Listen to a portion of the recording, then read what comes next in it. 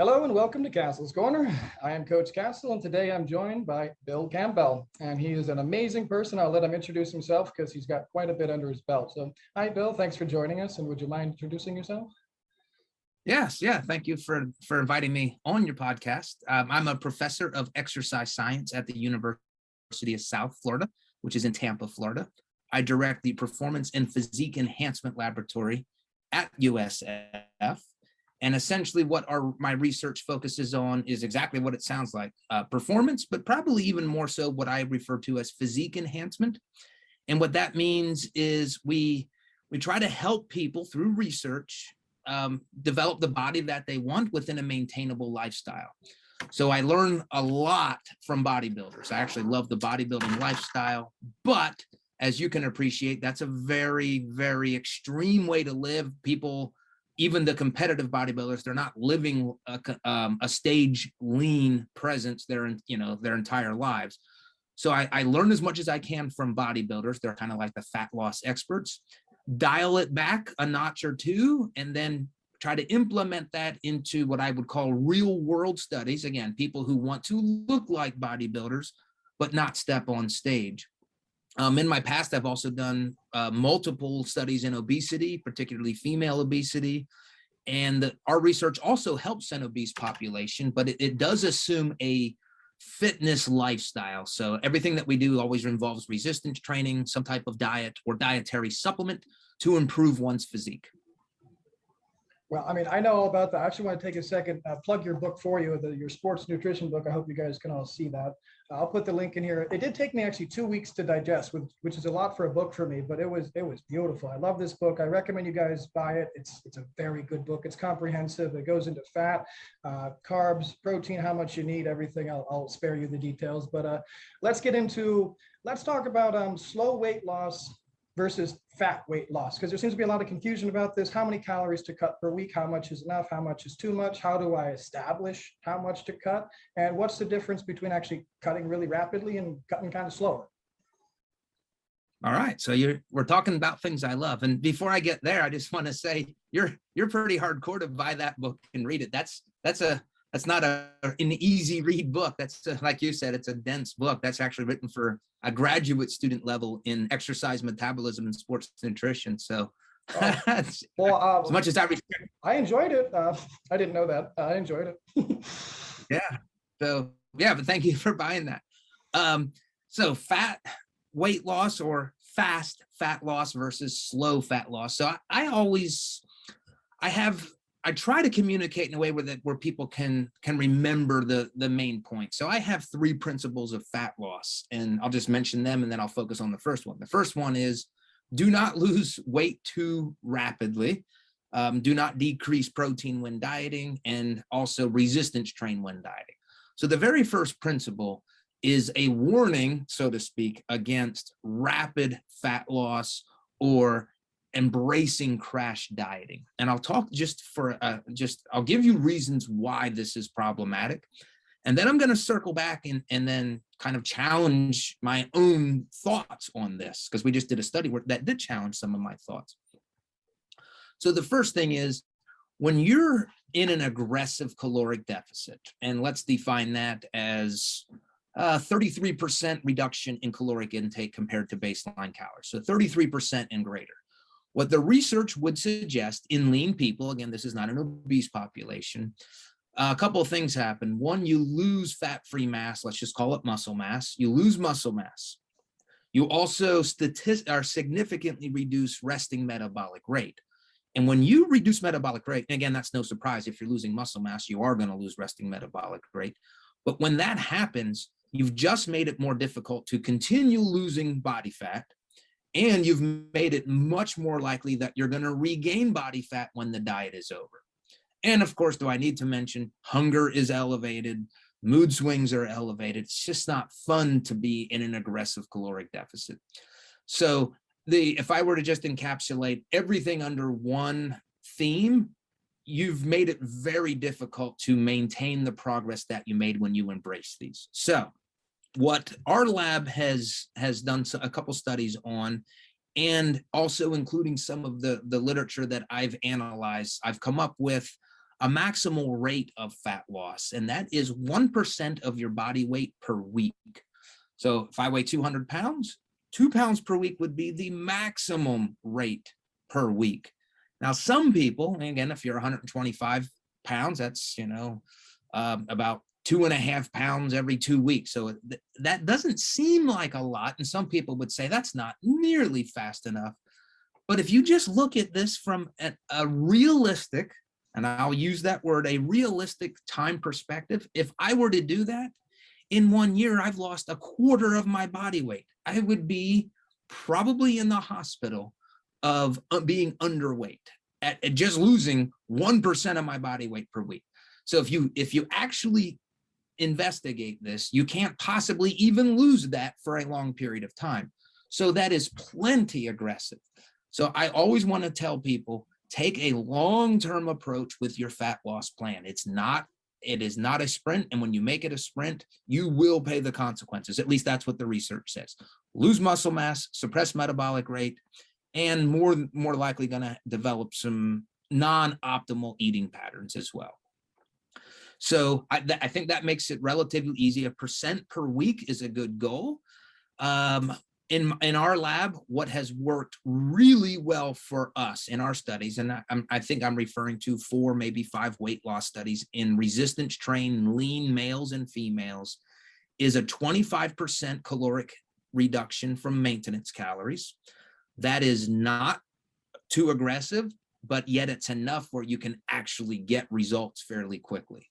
And that assumes keeping protein high, 1.8 to 2.2 grams of protein per kilogram of body mass, obviously resistance training during the caloric deficit.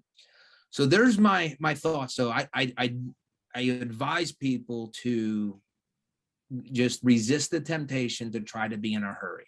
Make it a lifestyle approach to losing fat, something that you can maintain.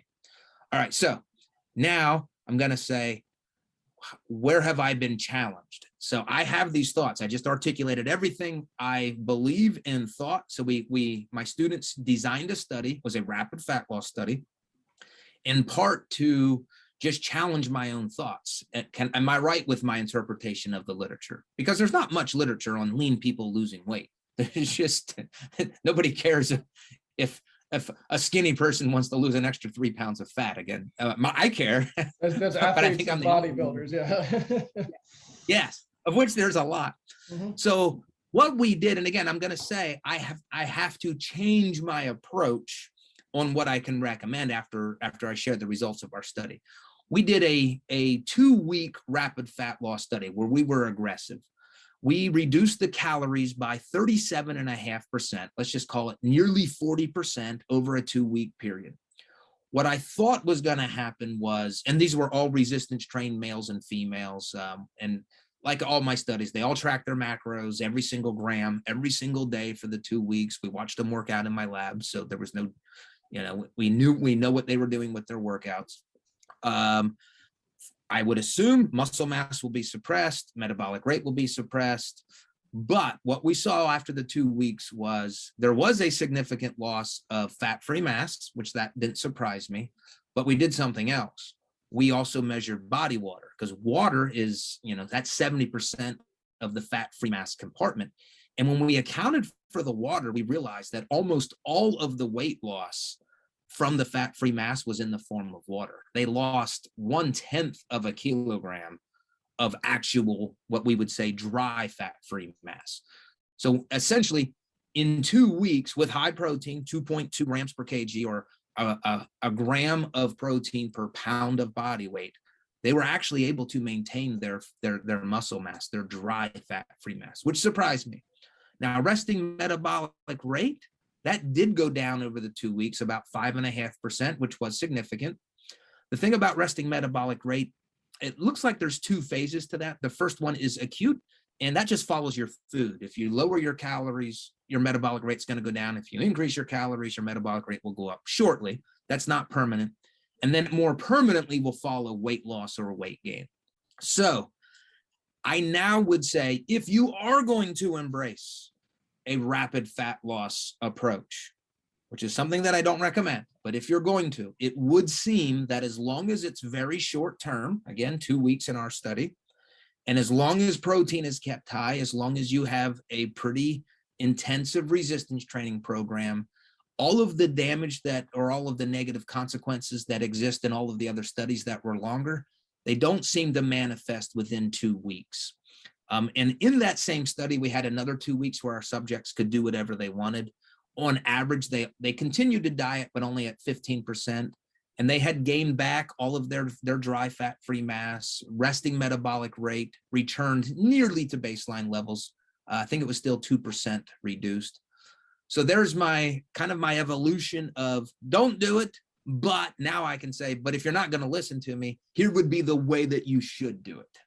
So, I mean, if I could just summarize that last bit, it sounds like you just basically kept the protein very high. They were already, let's just say athletic. They were already experienced at resistance training. They continued to resistance train, I assume, as normal, like nothing. Yes, exactly. Yeah, we did not change their program. Exactly. Okay. In terms of volume, in terms of intensity. Now, the only thing we had to change was they worked out in my lab. So if they had some piece of equipment, let's say for, I don't know, hamstrings, we still had them do the same number of sets, the same intensity on hamstrings. They just had to use my machines rather than something that they may have used. So essentially no change. Just out of curiosity, I don't think you probably tested this, but do you, because I think that would there be a difference, you think, if they were doing high intensity, as in basically triggering all type 3 muscle fibers, 1, 2, and 3, using a maximum or whatever, 90% load, as compared to doing high intensity, but only using like 50, 60% of the load? Would there be a difference, do you think, in muscle lost? Because one case you'd be fully stimulating all of the muscle, and in the other case, you'd only be stimulating 2 of the muscle fiber types. As long as they were going to near failure, I don't think we would have seen a difference. My concern, though, would be in a near 40% deficit to have to load, to have those heavy weights. I just wonder how much psychologically people would be at a disadvantage. And again, I'm not an exercise psychologist at all. It's just, it would be a question that I would have. No, it would be definitely a lack of wanting to do it, a difficulty actually getting there mentally. I would agree, because when you're cutting, you still have to train hard, and it's hard. I mean, mentally, it's difficult. You just look at the numbers and you say, okay, well, I have to get 8 somehow, you know? But anyways, sorry, keep going, sorry. No, that's it. That was just those are my thoughts on the whole fast versus slower fat loss rates. So in summary, basically, if you're going to be losing fat, the best way to go about losing fat would be aiming, depending on your body weight, for roughly 1% of your fat, of your total body weight per week. Or another good way to be looking at it essentially is shoot for, like, half a pound, a pound and a half per week, depending on your body weight. Now, just a reminder, guys, I mean, you took a lot of time to put this fat on. It does take time to take it off slowly. You have to be training, I don't want to say heavy, but with high intensity, high effort. You must be going close to failure so you can preserve your muscle mass. And of course, when it comes to your calories, you don't just want too much of a deficit, just kind of a slight deficit. 3,500 calories is a pound, guys. I tell most people to aim for a 500 calorie deficit a day. Pretty simple way to go about doing it, honestly. So in 7 days, that'll be a pound a week for most people. But anyways, let's, if I got that right, did I get all that right? Yeah, I think that's, I tend to, the 3,500 is true for fat, but that assumes that 100% of weight loss is coming from fat, which that's utopic. And I will say, at least in our lab, when protein's high in your resistance training, we keep about 90% or more is lost from body fat. So it can be done. You just have to make sure that you're training hard, as we already mentioned, and keeping protein high. Yeah, and I would say, just with all of my own clients, I mean, this is the exact protocol we follow anyways. I mean, protein keeps you feeling full as it is. It's, I mean, etc. You do have to have enough carbohydrates for muscle sparing, but that's more of a, caloric kind of partitioning than anything. But again, it's the same thing, slow and low, about a pound a week. Take your time, high resistance trainings. It's just kind of how it works. It should be common sense nowadays, but it's not.